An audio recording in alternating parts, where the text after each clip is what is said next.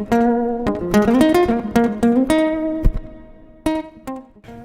here today with David Gillespie, the author of new book, The Sweet Poison Quit Plan, which is all about how giving up sugar can change your life, including help you lose weight. So David, what happened when you gave up sugar?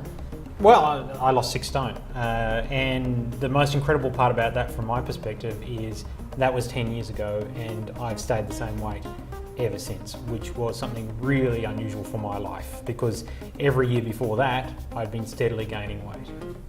So what benefits can we get from giving up sugar? Well, the most obvious benefit is that you'll lose weight. Most people who give up sugar lose weight. Some lose it immediately, some it takes a little bit longer, but they all eventually lose it. The best thing about it is because it's not a diet, it's just a plan for how to live the rest of your life, and it's really just one simple rule, which is don't eat sugar. And because it's that simple, most people can do it long term without any difficulty at all and find that the weight stays off. So people often talk about a withdrawal period with sugar. Is that true, and how long can we expect to take while we're craving sugar? So the withdrawal period is very, very similar to withdrawing from other addictive substances like nicotine. So people who've given up smoking say that it's exactly the same as when they gave up smoking. There's a 2 to 4 week period where they experience withdrawal symptoms. So that's headache, depression, mood swings, cravings, intense cravings. Usually it feels like hunger or thirst during the withdrawal period. The good thing about it is it ends. Fantastic. So show me some ways that we can get sugar out of our lives and get through this sort of 2 to 4 week period. Okay, so the first thing you've got to do is make sure you don't have any sugar in the house, because if it's there, you'll eat it. So you've got to take all the juices out of the fridge, you've got to take all the obvious sources of sugar out of the cupboard, you take away the breakfast cereals which are full of sugar, take away the snacks that are full of sugar. Once you're in a sugar-free environment, then you've got to deal with the cravings.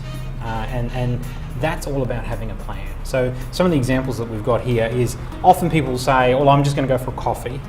And what they mean is they're going to have a coffee and a muffin. Yes. Nobody just goes for coffee. If you know that that's what you do, then plan for it.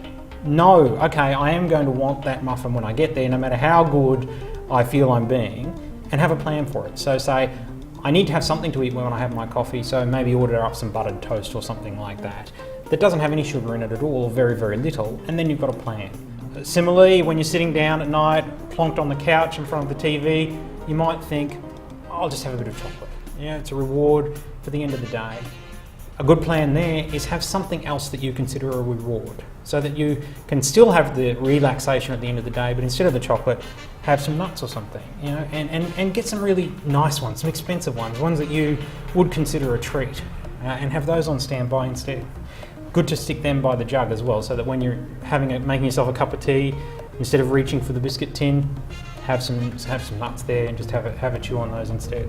On a Friday night, I like buying myself a Magnum. Yep. And having it, I'm sure there's lots of women out there that are the same, and having it as my treat while I watch my crime drama on a Friday night. So do you have any tips for how I can wean myself off that? So I had exactly the same issue with exactly the same ice cream. So Big ad for Magnums. And it wasn't just Friday night either. Right. It might have been some other nights as well. Just whenever you're relaxing in front of the television in the evening, you think, oh, I could really go. You know, especially the little mini ones.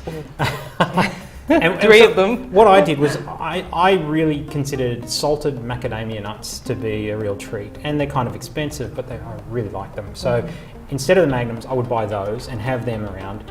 Still sit down, relax, have those nuts, and it was still a treat. It was still a relaxation. It was something I would still look forward to, and pretty soon you don't miss the Magnum.